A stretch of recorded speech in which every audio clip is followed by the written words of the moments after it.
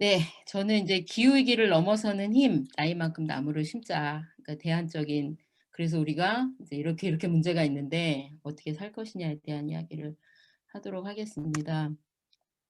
먼저 좀 저희가 저는 참 이 생태 운동이 되게 철학적이고 가치적인 일이라고 생각을 해요. 그래서 기능적으로 몇 가지 바꾼다고 이게 달라질 수 없는 일. 그래서 굉장히 어려운 일이기도 하죠. 근데 또 굉장히 가치 높은 일이기도 하고. 그래서 기후 변화에 대응은 현재 삶을 돌아보는 성찰로부터 시작한다.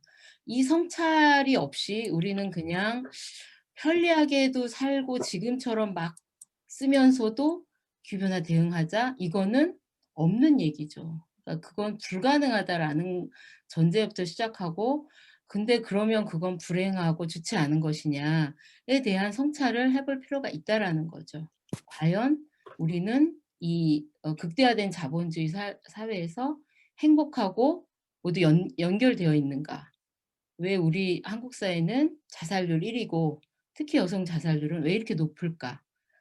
어 과연 풍요가 우리에게 행복인가?라는 것들을 성찰하게 해 주는 것 같습니다. 우리는 지금도 마찬가지처럼 뭐에 이렇게 좀 세뇌되고 현혹되어 있지 않은가. 이 성장이라는 것이 모든 것을 구원해 줄 것처럼. 근데 현실을 돌아보면 아니라는 걸 아는데 우리는 그 중독에서 못 헤어나는 것 같아요. 뭐 전기 중독도 얘기를 많이 하는데 저희가 인제 그 "전기가 남아요. 핵발전소 이제 그만." 이런 거 광장에 들고 서 있으면 거의 멱살잡이 하려고 달려오는 분들이 있어요. 특히 나이 많이 먹으신 어르신들, 오랜 동안 더 세뇌되신 분들. 아무리 데이터를 알려드려도 들으려고 하지 않고 세뇌가 된 거죠. 자본은 좋은 것, 성장은 좋은 것. 그래서 우리가 성장을 이야기하는 한 '기후위기는 대응할 수 있을까?'라는 물음들을 좀 해 봐야 되고, 내 삶을 어떻게 전환시켜야, 어떻게 바꿔내야 이 기후위기를 넘어설 수 있을지, 이런 좀 성찰적 관점에서 이 생태 위기를 좀 바라봐야 될 것 같습니다.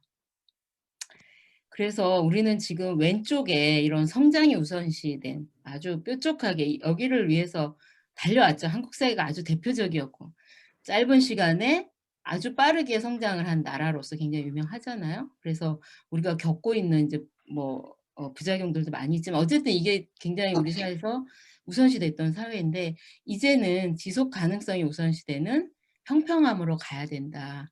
이런 얘기들을 하고 있습니다. 제가 최근에 어느 인제 그 제목이에요, 이 말은. "지속할 수 있는 사회는 지속할 수 있는 자연에서만 가능하다."라는 거예요. 지속할 수 있는 자연이 없는데 사회는 지속 가능하지 않다라는 거죠. 굉장히 단순한 명제인데 우리는 자연은 지속 가능하지 않게끔 파괴하면서 사회는 지속 가능한 삶을 요구하고 요청하는 모순 속에 살고 있다는 거죠. 이 사진 되게 아름답죠. 어딜까요? 가창오리라고, 예, 백제에, 아니 그 무슨 보죠? 그 충청도에 있는, 네, 그 보에서 사진 찍으신 분인데 가창오리가 이렇게 군무를 하는 모습이라고 합니다. 그래서 최근에 그 4 대강 보를 좀 트면, 금강 쪽. 어 4 대강 보를 트면서 굉장히 많이 줄어들었었다 그래요. 근데 얘네들이 지금 많이 이렇게 찾아와 가지고 다시 이렇게 아름다운 군무를 볼 수 있다고 합니다. 그래서 이런 아름다운 자연들을 지속 가능하게 하려면 우리 사회가 어떻게 지속 가능한 삶을 영위할 것인가에 대한 고민들이 필요할 거라고 봅니다. 제가 앞에 인제 이런 거 좀 안 하고 바로 들어가려고 그러는데 며칠 전에 그 시사기획 창에서 풍요의 역습이라는 그 다큐를 하나 했어요. 한번 찾아보세요. 굉장히 쉬우면서도 잘 만들었어요. '고거 하나면 되겠다.' 이런 생각을 했는데, '성장과 탄소 배출은 정비례한다.'라는 게 인제 이 다큐의 결론입니다. 쭉 보시면은 GDP와 인구와 탄소 배출이 같이 올라가고 1900 년도부터 확 올라갑니다. 예. 그래서 우리가 성장을 얘기하면서 탄소 배출을 줄이거나 기후 변화를 막을 수 있다라고 하는 거는 굉장한 착각이고 불가능한 얘기다라는 거. 그래서 그럼 우리는 성장을 멈춰야 되냐? 어떻게 생각하세요? 성장을 멈춰야 된다면 정신병자 취급할 거예요? 그래서 심지어 마이너스 성장 이렇게 말하잖아요. 마이너스 성장이 왜 성장이에요? 그냥 마이너스죠. 불성장이죠. 맞아요. 근데 이 정치권이나 사람들한테 이렇게 설득을 하기 위해서는 뭔가 성장이어야지만 되는 거예요. 우리는 뭐 플러스 성장 가야 되는데 이번 해는 이렇게 됐어. 이런 지표밖에 안 되는 거죠. 실제는 성장하지 않은 거예요. 그리고 앞으로는 점점 뭐 고용 없는 성장이라든지 뭐 진짜 성장 없는 성장이라든지 이런 얘기들을 하고 있으면서 인정을 못 하는 겁니다. 그래서 과연 성장 없는 사회는 안 좋고 못 사는 사회인가에 대한 생각들을 해 봐야 된다라는 거죠. 어쨌든 기후 위기에 대응하는 것은 성장과 어 어 그 반비례해서 가야 된다라는 거꾸로에 대한 정의도 가능하겠죠. 그래서 소득이 10% 늘 때는 탄소 배출이 9% 늘어난다고 합니다. 그러니까 우리가 소득이 더 는다는 것은 더 살기 어려운 기후 환경으로 간다는 얘기고요. 옆에는 그 유럽 연합의 인제 1 인당 탄소 배출량이 8.1 톤이고 미국이 지금 2배 넘죠. 그죠?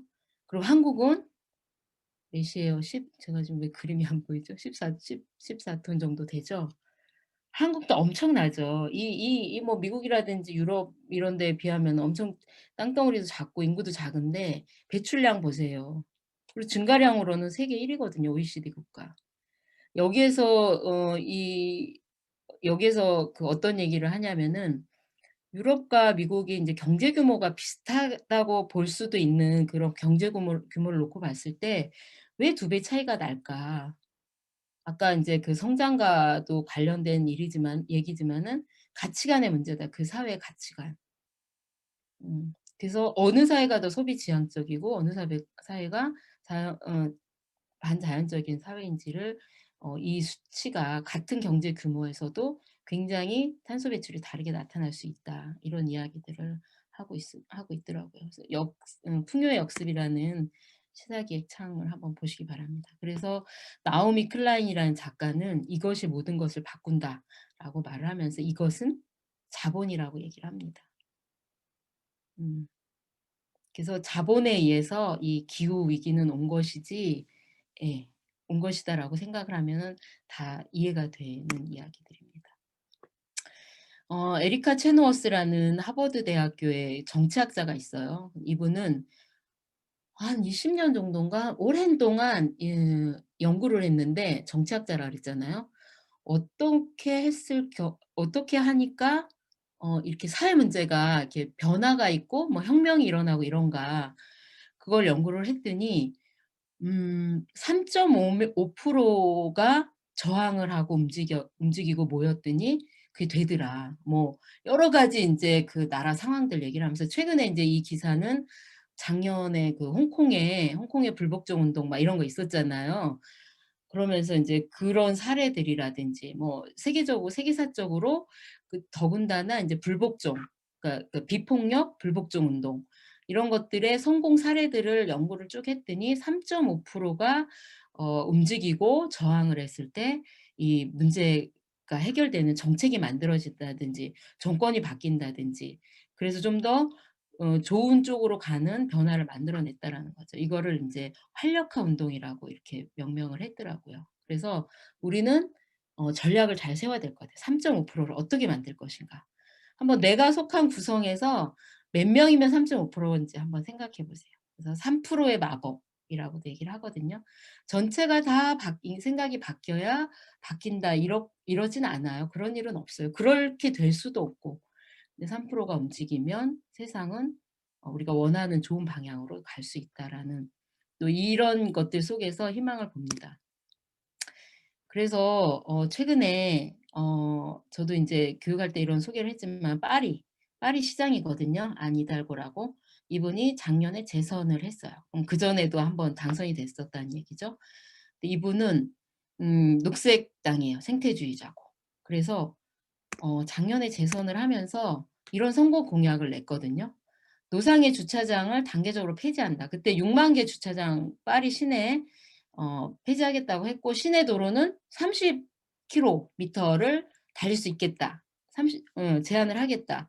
우린 지금 몇인가요? 학교 앞이 30이 됐죠. 그리고 60에서 지금 10 낮춰서 50이 되니까 사람들이 난리가 났어요. 완전 막 답답해 죽을라 그래요. 그리고 차로를 대폭 축소하고 자전거 도로를 확대하겠다. 콘크리트 면적만큼 녹지를 조성하겠다. 이게 인제 공약이었어요. 근데 파리 시민들은 덜컥 이 공약을 낸 이 사람을 선택을 했어요. 재선이 됐거든요. 그래 가지고 파리가 지금 차 없는 파리 뭐 11 시에서 6 시까지 차가 안 다녀요. 그리고 왼쪽에 공약처럼 4 차선 도로 3 차선은 자전거 도로라든지 뭐 이런 걸로 막고 1 차선만 차가 다니는 도로가 됐어요. 엄청 길이 막힌대요. 불편해 죽어라죠. "불편하면 차 갖고 나오지 마." 이게 이분의 전략이고요. 근데 이 차가 아닌 자전거 도로는 엄청난 천국인 거예요. 그러면서 인제 이런 인터뷰를 하더라고요. "이 정책은 우리의 이동 방식, 생각하는 방식을 바꾸고 탄소 배출을 줄인다." 이렇게 경험을 해본 자전거가 너무 편하고 또 자전거 타면서 뭐 느리게 사물을 보기도 하고 풍경을 보기도 하고 사람들과 느리게 만나고 이런 경험을 한 사람들의 삶과 사고방식은 달라진다라는 거죠. 그래서 파리는 이제 우리가 알던 뭐 아름다운 도시 이런 걸 떠나서 굉장히 인류가 미래 사회를 미래 도시를 가장 먼저 구현하고 있는 도시가 돼서 '저기 정말 가고 싶은 사람들이 더 많아지겠다.' 이런 생각을 했습니다. 우리도 빨리 가야겠죠. 서울도 이런 비전을 갖고 있는데 이 시민 의식들이 우리가 안 히달고 같은 녹색당의 누군가를 과연 선택하는 정도의 의식을 가질 수 있을까? 이런 것들이 인제 우리하고 좀 차이가 있는 거죠. 그렇지만 3% 3.5%가 변화하면 이건 가능할 거라고 생각을 합니다. 그리고 인제 뭐 독일도 그렇고 이제 점점 인제 이런 도시들이 나오고 있고 어제 인제 들으셨겠지만 알리백이라고 알리백 지자체 리뉴어블 에너지 100% 하겠다는 지자체들도 30 년도까지 하겠다라고 하면은 지금 막 그 10년 사이에 엄청난 변화를 이뤄야 되거든요. 인제 파리와 같은 사례들이 많이 나올 것 같고요. 부디 한국도 거기에 부지런히 동참하고 빨리빨리 같이 갔으면 좋겠습니다. 이제 나무와 숲의 얘기로 좀 들어오겠습니다. 먼저 우리가 좀 상식을 넓히는 의미로 이렇게 키 큰 나무가 있더라고요.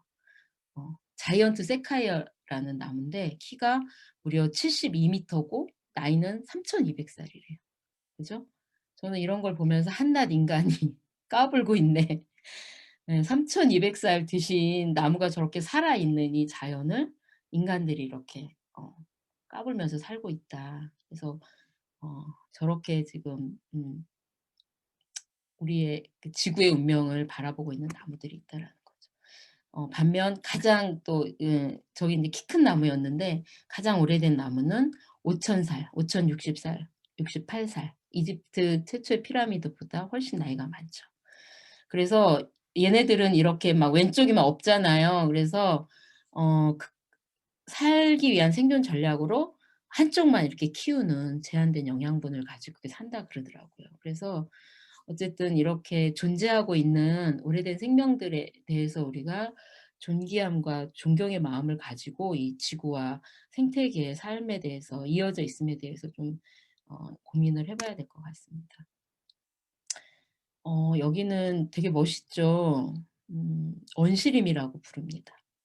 흔히 원시림은 300년 이상 간섭을 받지 않은 숲을 원시림이라고 합니다. 너무 멋있죠. 근데 여기 지금 사람이 인제 들어가 있는데 참 자연은 이렇게 너무 신비롭고 그런데 이들이 어떻게 이렇게 떨어져 있음에도 불구하고 서로 이렇게 키우고 살아내는지 이런 거에 대해서 얘기를 하는데 밑에 그 땅 밑으로 균사로 이렇게 다 연결돼서 영양분들을 주고받고 있다 그러더라고요. 그래서 우리가 인제 연결되어 있다라는 것은 이 숲을 통해서도 훨씬 많이 알 수 있을 것 같고 여기에는 굉장히 다양한 수종들, 다양한 생명들이 식물들도 살고 이 안에 또 많은 그 깃들여 사는 생명들까지 포함을 한다면은 다양성과 어 뭐 오래된 뭐 이런 것들이 공존하고 있는 곳이죠. 인간은 굉장히 좀 하찮잖아요. 이렇게 봐도 한 사람이 서 있긴 하지만. 근데 여기에 이런 원시림들을 인간이 오만하게 기계를 갖고 가서 베어내고 개발하고 또 다른 걸 심고 막 초지를 만들고 이런 거죠. 이렇게 남아 있는 원시림은 너무 깊어 가지고 도저히 기계가 못 들어가기 때문에 이렇게 남아 있는 거라 그러더라고요. 그래서 지금 남아 있는 것이 많지가 않아요. 여기 왼쪽에 보시면은 이 원령공주 영화 보셨나요? 네. 원령공주의 그 배경이 된 그래서 제가 요걸 보면서 원령공주를 다시 봤거든요. 그랬더니 정말 배경이더라고. 원시림이 배경이야. 너무 아름다운데 여기도 인제 그 야쿠시마 섬이라는 데를 배경으로 했다 그러더라고요. 영화 내용도 너무 생태적인 삶을 인제 파괴하는 인간들에 대해서 막 철공장 세우고 이러면서 인간들이 파괴하는 거에 대해서 이렇게 생명들이 대항하는 건데 한번 기회가 되면 보세요. 마음이 많이 정화가 됩니다. 예. 근데 우리나라에는 인제 우리나라에도 원시림이 있긴 한데 여의도 면적의 3배 정도밖에 안 되고 그것도 DMZ 정도. 지금 우리가 갈 수 없어서 원시림이 되는 거죠. 아까 말씀드렸듯이 이 얼마 남지 않은 원시림들 밑에 보시면 세계적으로도 유럽은 3% 정도밖에 없잖아요. 왜 그러냐? 인간이 갈 수 있는 데는 다 갔어요. 근데 도저히 못 들어가는 데가 3% 남아 있다라는 거죠.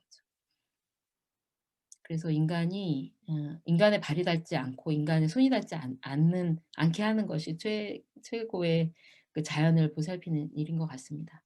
그래서 우리가 원시림을 베어내고 이렇게 인공적으로 인공림을 만들면서 다양성은 사라지고 이렇게 경쟁적으로 피만 키우는 이런 단순적인 인공림을 생기게 되는 원시림을 포기하고 인공림을 가져가게 되는 아까 인제 육식에 대한 이야기를 많이 하셨는데 인제 저도 몇 가지만 좀 짚어 보려고 합니다. 숲과 육식 아주 밀접한 관계라는 거 아셨죠? 육식을 많이 하면 할수록 숲은 파괴되고 나무는 베어질 수밖에 없다라는 얘기고요. 지금 브라질의 대통령이 보우소나우 예 보우소나우 대통령인데 남미의 트럼프라고 해요. 굉장히 개발론자고 이 사람은 당선될 때 2018 년도 2016 년도인가 아무튼 당선될 때 자기 개발 그러니까 공약이 개발이었고 "아마존을 개발해서 경제 부국을 이루겠다." 이렇게 얘기를 했고 세계에서 아마존에 대한 개발에 대해서 문제 제기할 때마다 "여기는 아마존은 지구의 여파가 아니라 브라질의 땅이다."라고 얘기를 합니다. 이 사람의 인식은 그래요. 그래서 작년에 아마존에 불이 일부러 불을 냈죠, 개발하려고. 그랬을 때 인제 프랑스 같은 데서 막 어 복구 비용이라든지 이런 걸 엄청 대겠다라고 했을 때 막 엄청 논쟁을 했잖아요. 그때도 "내정 간섭이다." 하면서 못 하게 했죠. 그래서 정말 한 사람의 개발론자가 지금 우리 모두의 효파를 저렇게 아작을 내고 있는데 어떻게 해야 되나 싶습니다. 근데 우리 또한 일조를 하고 있는 거죠. 지금 저렇게 불이 나는 건데 개간하기 위해서 하는 거 다 들으셨고 오른쪽 그림이 이렇게 지금 숲을 실제로 저렇게 파헤치고 이렇게 그 엄청나게 대두유를 저렇게 심는 거예요. 대두. 콩을 심는 거예요. 그래 가지고 왼쪽에 보면 브라질 수출량의 대두가 차지하는 게 석유보다 더 많아진 거예요. 그러니 안 하겠어요? 하죠. 근데 이게 다 사료를 만들고 이러기 위해서 이런 콩들을 심는 거죠. 아까 말했듯이 그런 아이러니. 그 투자 대비 수출도 적게 나오는 것을 우리가 위해서 이렇게 바보죠. 어찌 보면은 인간의 그 눈앞에 브라질의 경제는 단기간 이렇게 올라갈 수 있겠지만은 브라질의 미래도 없어지는 거죠. 브라질만 살아남겠습니까? 그래서 그 영상에 보면은 그 보우소나우 대통령 퇴진 집회도 많이 하고 있더라고요. 아마존을 되돌려라 하면서 많이 하고 있는데 진짜 우리가 육식을 줄이면서 하는 저항이 더 확실한 저항이지 않을까. 그래서 자기도 오히려 숲을 통해서 경제적으로 살 수 있는 기반을 만드는 것이 더 옳다라고 생각이 되어져야 될 텐데 그게 가능한 일인지 잘 모르겠습니다. 그리고 세계 육류 소비량도 이렇게 너무너무 기하급수적으로 올라가고 있고요. 온실가스 비중도 인제 최근에 봤을 때 어쨌든 이 이동 자동차보다 훨씬 높다라는 거. 어 아무튼 이런 것들 좀 보면서 우리가 아까 인제 뭐 학생들 얘기를 많이 하셨는데요. 그 아까 에이미인가요? 그 영국의 셰프 그 친구도 제가 그 동영상을 봤거든요. 이 사람이 그 뭐죠? 우리 세바시 같은데 미국에? 응. 세바시처럼 이제 10분 동안 이제 이야기를 하는 강연을 하는 거 있는데 그걸 봤는데 영국에서도 엄청 처음에 그 학생들이 저항이 있고 막 다 쓰레기에 버리고 보는 데서 막 음식 다 버리고 그랬는데 결국은 어떻게 돼 가지고 정책으로 가서 영국은 성공을 했어요. 그래서 미국에서 이 사람을 초대를 했어요. 근데 미국은 이 사람이 실패했다 그러더라고요. 안 된다고. 아까와 마찬가지로 그런 이제 탄소 배출이 2배가 되는 미국 사회가 이런 구조하고도 맞닿아 있겠죠. 그러면서 결국은 이 아이들의 미래를 망칠 것이고 이 아이들의 건강을 망칠 것이다라고 이제 단언을 하고 있는데요. 여튼 우리도 지금 학교 선생님들이 그런 호소를 굉장히 많이 하세요. 이거 어 "말이 안 통한다. 근데 너무 절망적이다. 아이들의 식단을 보면." 그렇게 얘기를 하는데 어쨌든 전체 사회 인식과 같이 가야 될 것 같고 그럼에도 불구하고 지금 채식 인구는 굉장히 많이 늘었고 한국 사회에서도 채식 인구가 많이 늘었거든요. 그리고 채식 인구가 우리 그룹 속에 한 명만 있어도 굉장한 영향력을 미치더라고요.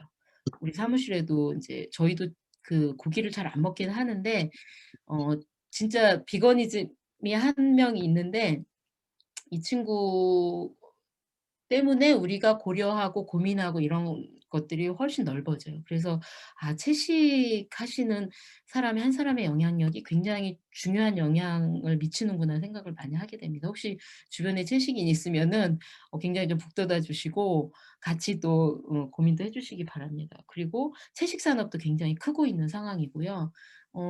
지금 뭐 이태원 이런 데도 보면 이태원이나 숭대입구 이런 데도 보면 채식 술집 뭐 이런 데도 생겼고 어 그 비건 패션 디자이너 뭐 이런 그룹도 생겼고요. 뭐 화장품이라든지 패션 전방위적으로 다 가능한 거거든요. 그래서 생태적으로 살고자 고민하는 친구들에게는 이렇게 좀 비건과 관련된 산업으로 좀 소개를 하는 것도 고민을 유도하는 것도 좋은 일일 것 같습니다. 굉장히 난감해하더라고요. 그리고 우리가 나무를 또 가장 많이 해치는 게 종이겠죠. 그래서 종이에 대한 이야기를 좀 해 보려고 그러는데요. 종이가 나물 펄프로 만들어진 때는 150년 전에 불과하다고 합니다. 그리고 상업용 목적으로 잘린 가운데 20에서 40%가 종이로 사용을 한다는 거예요. 여러분들 우리 종이 엄청 사용하죠? 저도 오늘 종이를 한 20장 정도 쓴 것 같은데요. 나무의 50% 정도만이 종이를 만드는 데 필요한 섬유질이라고 합니다. 그래서 이 50%의 섬유질을 위해서 우리가 나무를 베는 거죠. 그래서 어쩔 수 없이 종이를 쓰는 데 필요하다라면 써야겠지만 이 공정 과정에서 효율성을 높이는 것만으로도 50%의 나무를 보존할 수 있다고 합니다. 이 뒤에 인제 재생종이 얘기를 어 가 이제 결과적으로 나올 얘긴데요. 어쨌든 우리가 사용하고 있는 종이의 양을 어떻게 줄일 것인가에 대한 고민하는 것은 나무를 심는 것만큼 더 중요한 일이겠죠. 안 베는 것이 훨씬 나무를 심는 것보다 경제적으로나 뭐 효율적이겠죠. 그래서 우리가 쉽게 할 수 있는 건 종이에 대한 고민들 해 보자는 거죠. 그리고 인제 숲과 종이의 연관에서는 이제 제지회사는 그렇게 얘기를 하죠. "우리가 베어낸 그 나무보다 우리는 훨씬 많이 나무를 심고 있다."라고 말을 하는데 아까 말씀드렸듯이 인공림들을 어 만드는 거예요. 그래서 거기선 다양하게 저렇게 그 한 종의 종류 나무만 자랄 뿐이고 그 나무의 뭐 가치나 이런 것들도 훨씬 떨어지는 거죠. 그리고 그 나무를 재배하기 위해서 또 뭐 제초제를 뿌린다든지 뭐 비료를 뿌린다든지 이러면서 또 생태계를 파괴를 하는 거고 그리고 거기에 깃들여 사는 새나 양서류 야생동물도 살지 않기 때문에 생물 다양성이 없어진다라는 거죠. 그래서 예 종이와 나무와 숲의 이야기는 굉장히 연관이 되어 있으면서 중요한 이야기라고 생각이 듭니다. 그리고 이 뭐 인제 그 종이를 만드는 과정에서 물이 또 엄청나게 쓰여진다는 거죠. 그래서 굉장히 연결돼 있어요. 그죠? 그래서 물까지 우리가 이렇게 고려가 되는 것들이고 종이를 많이 쓴다는 것은 이 지구상에 어딘가 누군가에 써야 될 물을 우리가 뺏어 쓴다라고 보면은 맞을 것 같고 표백 과정에서 또한 들어가는 이런 화학 제품들이 또 다른 인제 유해 물질들을 만들어낸다라는 거죠. 그래서 인제 뭐 무염소 표백 기술 같은 것도 생겼다고 하고, 뭐 수출용은 무염소로 선진국 수출용은 무염소를 쓰고, 또 후진국 뭐 수출용은 또 그렇지 않은 걸로 쓰고, 이런 또 굉장히 이율배반적인 기업들도 있다고 그래요. 그래서 뭐 그런 것도 있지만 비용 때문에 이 공정을 못 바꾼다고 하는데, 전체 사회 비용으로 본다면은 훨씬 저렴한 거죠. 근데 이들 또한 이 기업들이 아유, 내 눈앞에만 보면 이게 훨씬 싼데 그걸 굳이 바꾸려고 할까요? 하지 않는다라는 거죠. 그래서 이제 우리는 '종이는 숲이다.'라고 생각을 해야 될 것 같습니다. 종이는 종이일 뿐이 아니라 인제 '종이는 숲이다.' 그래서 이 종이를 위해서 베어내는 숲이 2 초마다 축구장 면적 원시림이 사라지고 있다라고 합니다. 2 초. 1, 2 하나 없어졌어요. 이만큼 우리는 엄청난 종이를 쓰고 있고, 종이가 우리가 그 A4 용지 살 때 보면은 '엄청 비싸다.' 이런 생각 많이 안 하고 사시죠? 그리고 사무실에서 막 사 놓으니까 그냥 막 또 쓰시죠? 그리고 막 또 종이 걸리니까 이면지 잘 안 쓰고, 뭐 저도 마찬가지예요. 그래서 이 종이 쓰는 거에 대해서 우리가 이것 또한 전기 요금이 싸서 전기를 엄청나게 소비하듯이 이 가격도 지금 우리에게 되게 싸게 공급이 되면서 우리 원시림들을 저렇게 없애고 있는 거죠. 그래서 지구의 허파라고 하는 이제 아마존 말고도 인도네시아 원시림은 이렇게 종이를 만들기 위해서 벌목이 엄청나게 되면서 72%가 지금 사라졌다고 하고, 아마존도 15%가 이미 사라지고 있습니다. 아까 말씀드렸던 그 300년 이상 손이 타지 않은 원시림이 저렇게 베어지고 있는 거죠. 어떻게 지킬 것인가. 재생용지 쓰자는 건데요. 일단 줄이는 거 하고, 쓰는 양들을 보면 복사지 하루 사용량이 54,000 상자로 63빌딩 53개 높이를 저희가 계속 쓰고 있고요. 이 중에 45%는 바로, 그런 거 많죠. 하고 바로 회의하고 바로 버려지는 것들. 예. 그래서 이렇게 그 과소비 되는 것들을 어떻게 할까? 그래서 요즘 뭐 스마트폰이나 이런 거 하니까 젊은 친구들은 이제 빼지 않고 이렇게 많이 사용도 하는데, 여전히 예 많이 이렇게 버려지고 있다라는 거. 그래서 재생용지는 인제 폐지가 40% 이상 들어간 이제 종이를 재생용지라고 말을 하는데, 이 재생용지로 좀 가야 되고, 재생용지는 옛날에 막 걸림도 많고 막 이래 가지고 사람들이 선호하지 않았는데, 이런 실험을 했더라고요. 이 재생용지 운동하는 이제 "작은 것이 아름답다."라는 잡지팀에서 사람들에게 이제 블라인딩 테스트를 한 거죠. 그래서 알려주지 않고 이렇게 프린트할 수 있게 두고서는 그냥 다 재생용지만 놓은 거예요. 그래 가지고 이렇게 복사하고 이제 인터뷰를 해 봤더니 이거 새 거 아니냐고, "전혀 몰랐다. 걸림이 하나도 없고 너무 좋더라." 인제 이런 광고를 하는 걸 봤는데, 여튼 기술도 많이 그렇게 개발이 됐어요. 그리고 고런 거 좀 찾아서 신청을 하면 가격도 별로 차이 안 나더라고요. 그래서 이렇게 재생용지 쓰는 것만으로도 우리가 많은 인제 나무를 살릴 수 있다라는 것들 좀 아셨으면 좋겠고요.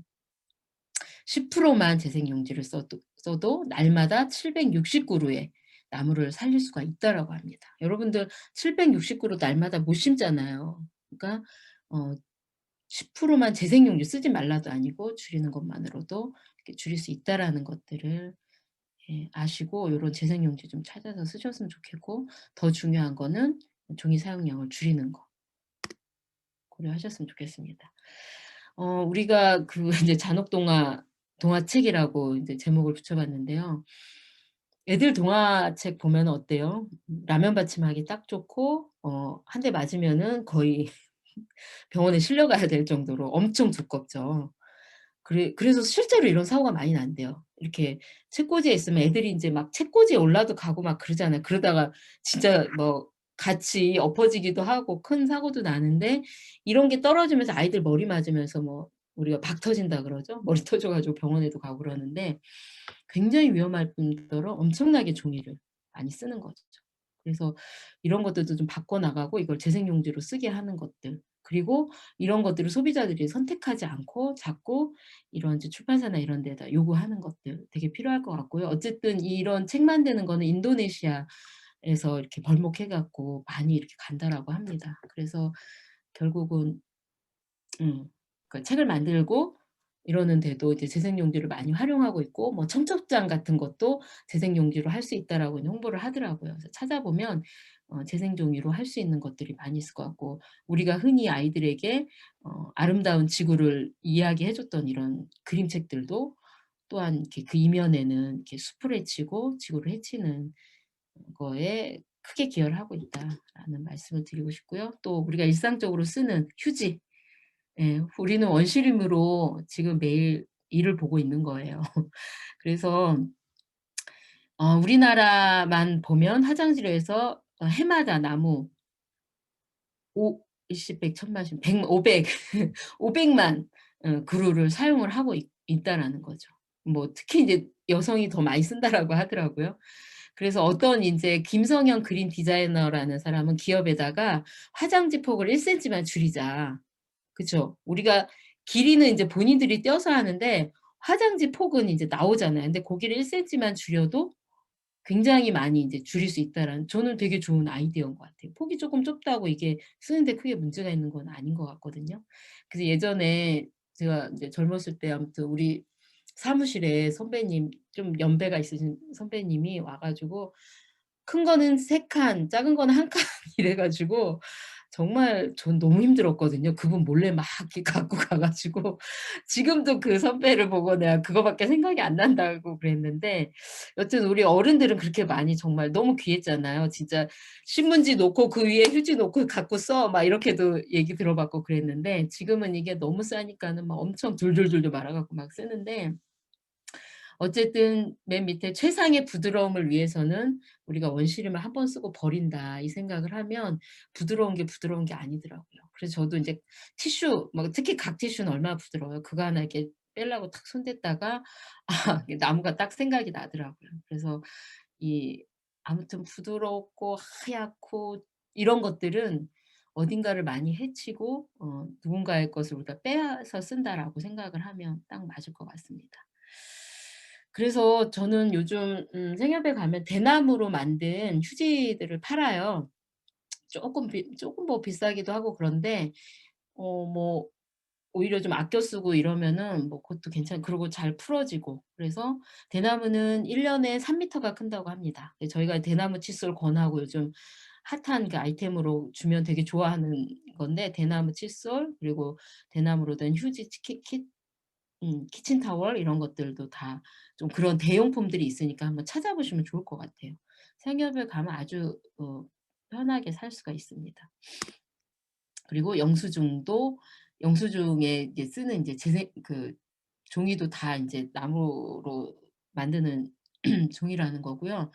한 해 동안 종이 영수증을 모으면 지구를 62 바퀴 돌 수 있을 정도라고 합니다. 그리고 여기에 인제 감열지라 그러죠. 우리 이렇게 그거 자꾸 막 이렇게 침 묻혀서 이렇게 막 하지 마세요. 거기에 그 비스페놀이라든지 뭐 이런 것들이 검출이 됐다 그래요.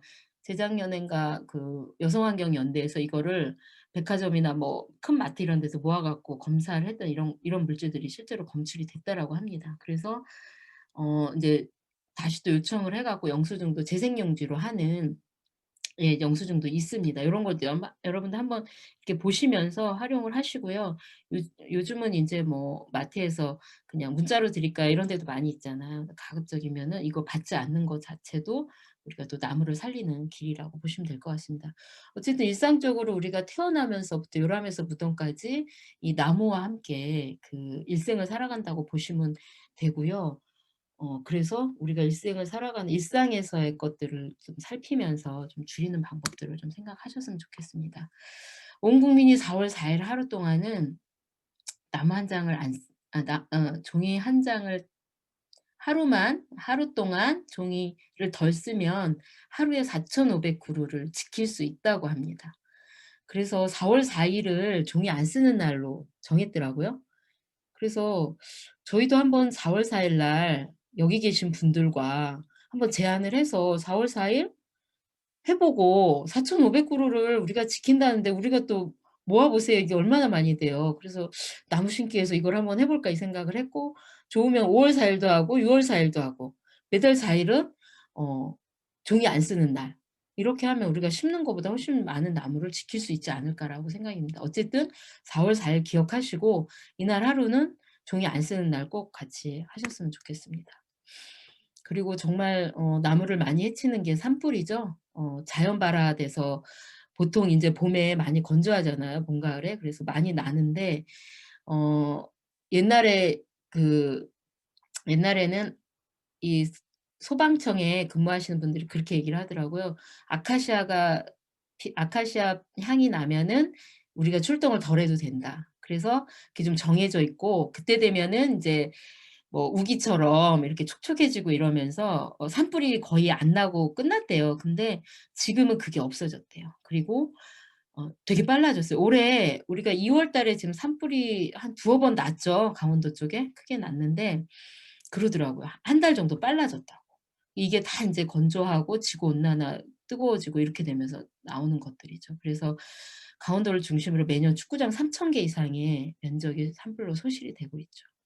여기는 저희가 나무를 많이 심어야죠. 별 수 없이 많이 심어야 되고 그래서 저희도 인제 나무 심기를 이렇게 그 산불 난 데 좀 재건하는 데 좀 해 보는 걸 좀 해 보려고 합니다. 그래서 이렇게 산불 난 데는 숲이 돌아오는 데 최소한 30 년이 걸린다고 해요. 그래서 정말 산불은 강력하게 처벌해야 될 것 같아요. 특히 시골 가면 막 나무 그 뭐냐 쓰레기 태우면서 지금도 어른들은 아직 개념이 없어요. 그래서 그런 발화되는 게 되게 많은데 여튼 30 년이 돼야지만 숲이 온전히 돌아오는 거. 그래서 우린 또 여전히 많은 나무를 심어야 되고 올해도 얼마나 많은 산불이 날지 참 걱정이 많이 됩니다.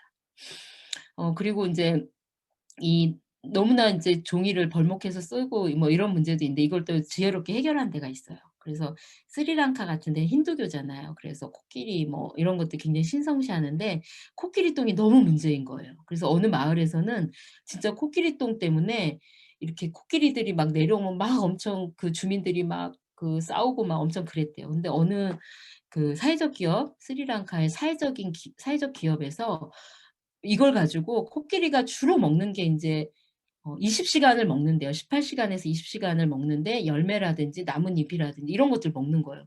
그 얘가 똥도 엄청 싸는데 18 킬로인가 20 킬로를 싸는데 거기에 나오는 것이 대부분 섬유질이라는 거죠. 그래서 노폐물을 이렇게 걸러내고 그 섬유질을 갖고 하면 똑같이 인제 나무에서 나오는 그 펄프가 나오는 거예요. 그래 갖고 이 사람이 그 종이 그 코끼리 똥으로 만든 종이를 만드는 거예요. 그래서 이거를 인제 실제로 제품을 만들어서 판매를 하고 있고 그러거든요. 그래서 이런 인제 공정을 거치는 거죠. 그래서 요런 인제 코끼리가 많이 살고 있는 나라라든지 이런 데는 요렇게 또 나무 대신 종이를 이렇게 만들어서 쓰고 있다라고 합니다. 되게 좋은 사례여서 말씀을 드렸고요. 여기는 제가 재작년에 나무 심으러 갔던 네팔입니다. 네팔 안나푸르나 올라갔죠. 다 올라갔어요. 에비시 코스 다 올라갔는데 가는 길에 거의 위쪽에 마을에 살고 있는 분들이 저렇게 고무신 슬리퍼 신고 저렇게 뭐 캐러 다니시더라고요. 동네 아주머니들인데 어쨌든 이 그림은 너무 좋아서 갖고 왔고요. 영국의 가디언지에서 이런 얘기를 했어요. 세계 전역에 걸쳐 수십억 그루의 나무를 심는 것이 기후위기에 대처할 수 있는 가장 싸고 가장 효과적인 방법이다. 누누이 말씀을 드린 거고요. 어 이런 운동을 평생 하신 분도 있고 또 어떤 어린아이인데요. 그 그레타 툰베리처럼 더 어린 미국의 아이가 자기는 꿈이 뭐 수백억에 뭐 이렇게 나무를 심는 거다 하면서 나무를 심고 다녔어요. 그래서 얘가 이제 사회적 명사가 돼 가지고 그냥 그레타 툰베리처럼 그러니까 막 "내가 너에게 투자할게. 나무를 심어 줘." 이런 제안도 많이 오고 해 가지고 뭐 그런 영상들도 굉장히 많이 나오고 있더라고요. 그래서 '아 저렇게 평생을 하나의 소원을 가지고 이렇게 하면 이게 또 아까 3.5% 죠. 3.5%를 움직이는 이런 효과도 발휘할 수 있겠다.'라는 생각이 듭니다. 여튼 나무를 심는 사람들에 나오는 주인공들처럼 그런 역할들을 하고 있는 사람들이 이 지구상에 여전히 존재하고 있다라고 말씀을 드리고 싶습니다. 나무는 인간이 어떤 기계로도 할 수 없는 이런 기능들을 갖고 있는데요. 큰 떡갈나무 하나가 연간 15만 1천 리터의 물을 발산을 한다 그래요. 우리는 절대 인간이 할 수 없는 것이죠. 어떤 기계가 이렇게 많은 물을 발산을 하겠습니까? 그리고 이분은 인제 박찬열 박사라고 이제 산림학 박사인데, 이분이 인제 이렇게 얘기를 했어요. 그 나무가 인제 실내 공정청 공기청정 역할을 하는데, 나무 한 그루가 1 년에 에스프레소만큼의 미세먼지를 흡수한다라고 해요. 에스프레소 잔 하면은 여러분들 애기에 그러실 수 있죠. 근데 미세먼지예요, 미세먼지. 그게 에스프레소 한 잔을 이렇게 나무 한 그루가 한다라고 합니다. 그래서 정말 많은 거라고 하더라고요, 이분도. 그래서 이제 나무들은 인간이 하지 못한, 그 인간이 저질러 놓은 것들을 지금 흡수하고 이렇게 하고 있습니다. 근데 지금 얘네들이 고기나 또 인제 뭐 어 인간의 탐욕으로 인해서 많이 사라지고 있다라는 거죠. 나무의 경제적 가치를 국립산림과학원에서 이렇게 계산을 해 봤습니다. 나무 한 그루는 7 명에게 산소를 공급하는데 이게 별로 안 와닿죠. 근데 50 년생 나무, 우리가 아이가 나서 딱 1 살에 나무를 심어 줘서 이 친구가 50 살이 되면은 어 한 그루가 1억 4천만 원의 경제적 가치를 갖고 있다라고 합니다. 인간이 못하는 산소 생산 3,400만 원, 물 재생산 3,900만 원, 대기 정화 6,700만 원, 이래서 1억 4천만 원의 가치를 발휘를 한다고 합니다, 50 년생. 그런데 인간이 1 년에 나무를 평균 몇 그루를 사용을 할까요? 퀴즈예요. 맞춰 보세요. 맞추시는 분에게는 맞추시는 분에게는 맞추시면 생각해 볼게요. 예. 모르시겠습니까? 여기 있잖아요, 위에 답. 예. 1 년에 그러니까 3 그루를 쓴대요. 그래서 인간의 수명을 100 세로 봤을 때 300 그루. 그럼 여러분 곱하기 300 그루 곱하기 1억 4천만 원 해 보세요. 얼마 나올까요? 제가 계산해 봤거든요. 420억 나오더라고요. 여러분들이 뭘로 420억을 지구에 되돌리시겠습니까? 뭘로 420억에 희사를 하시겠습니까? 저는 이 나무 심기 300그루 딱 심으시면, 예, 경제적 가치로만 말해서 그렇지만 어쨌든 이런 산소를 생산하고 물을 재생산하고 대기 정화하는 데 여러분들이 엄청나게 기여를 하시는 겁니다. 그래서 나무 심기는 정말 가장 빠르고 단기적으로 우리가 어 정책들을 만들어지는 동안에 할 수 있는 가장 좋은 방법이 나무 심기하고 채식입니다. 다시 한번 말씀드리겠지만, 그래서 네. 나무 심기 계좌가 있습니다. 예. 다 기억을 하시고요. 예. 그래서 인제 나이만큼 나무 심기는 이렇게 천지보온행으로 이렇게 "우습다. 우리는 숲입니다." 이렇게 해서 캠페인을 진행을 하면서 이제 나이만큼 나무를 심자는 월산 김일산 교무님이 오래전에 만들어서 혼자 막 이 운동을 하셨어요. 그러다가 "너희가 좀 해 봐라." 해서 받아 갖고 일단 저희는 숲밥 만들기를 진행을 했습니다. 그래서 처음으로 만든 게 민통선 안에다가 다 허가받고 들어가서 한 100여 명이 들어가서, 밑에 보면 이게 한반도 모양의 지도예요. 지도로 디자인을 하고 나무를 심고 저렇게 인제 퍼포먼스를 했었던 첫 번째 통일 숲밭이 저 안에 있고요. 숲밭은 숲도 되고 밭도 되고 경관도 되고 먹는 것도 되고 서로 상생도 되는 그런 먹거리 숲밭을 말하고요. 그리고 두 번째로 저희가 우이동에 2018 년도에 둥근 숲밭이라고 아주 작아요. 지름 10 미터짜리 되게 작은 그 숲밭을 하나 만들어서 저렇게 퍼포먼스를 했습니다. 그리고 어 저희가 하는 나무 심기는 굉장히 아름다워야 된다. 그래서 할 때마다 다 화관을 쓰고 저렇게 남들이 보면 약간 광녀들처럼 하고 저렇게 행사를 했는데, 하고 나서 저렇게 음악회도 하고 그랬는데 너무 이제 좋은 시간이었고, 그래서 지금 여기서는 엄청난 그 나물류와 허브와 뭐, 그래서 교무님들이 아주 봄이 되면은 그 먹다가 못해서 인제 막 효소도 담그시고 이러거든요. 그래서 여기 가까이 가시는 분들은 가서 채취해서 드셔도 됩니다. 그리고 나무들도 한 3년 자라서 아마 올해부터는 유실수를 따 먹을 수 있을 것 같습니다. 그리고 달팽이 숲밭이라고 저기 대구에 있습니다. 대구 동명훈련원에 이렇게 앞에 그 지역 주민들이 와서 좀 같이 할 수 있으면 좋겠다 싶어가 말씀을 하셔서 달팽이 숲밭을, 여기 엄불교에는 저 밖에 없었어요. 다 자기 돈 내고 한 저희가 한 15만 원 받았나요? 2박 3일 동안 숙식하면서 저렇게 노동하면서 밭을 만들었어요, 배우면서. 그래서 지금 이 밭은 아이들 인제 허브 뭐 아이들 교육용으로 지금 활용을 하고 있습니다. 그리고 어린이 민들레 숲밭이라고 영산에 있는 지역 아동 센터 아이들하고 2019 년도에 저렇게 만든 숲밭도 있고요. 그리고 의정부 수락에 저희 땅이 보물과 같은 땅이 감춰져 있었는데 저희가 밝혀내 가지고 저기도 인제 마인드 포레스트라는 마음 숲밭을 만들어서 가는 만들었는데 봄 되면은 여기가 진짜 막 황홀할 지경으로 굉장히 고급스러운 허브들도 많거든요. 그래서 굉장히 아름다운 숲밭이 좀 되어 가고 있고 올해 인제 그 전지를 막 했어요. 그래서 유실수도 좀 더 가꾸고 해서 '올해 유실수를 좀 따먹을 수 있지 않을까.' 이런 생각이 듭니다. 그리고 여기는 원경고등학교의 아이들하고 이렇게 숲밭을 만들었고요. 여기는 교장 선생님 자체가 워낙 인제 환경주의자여서 계속 여기를 살릴 고민들을 하고 계시고 있고요.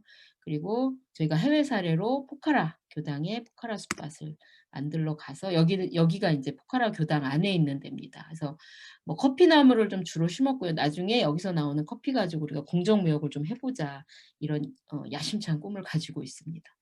그리고 여기는 이제 포카라 교당에서 이렇게 지원하는 마을이에요. 쪼금 이제 떨어져 있는데 너야버스티 마을인데 여기에 마을숲을 만들자 해 가지고 여기가 인제 포카라 교당에서 운영하는 어린이집이에요. 굉장히 좋은 건물입니다, 그 마을에서는. 그래서 요 앞에다가도 한 50개 정도 심고 나머지는 마을 주민들한테 다 한 주씩 줬어요.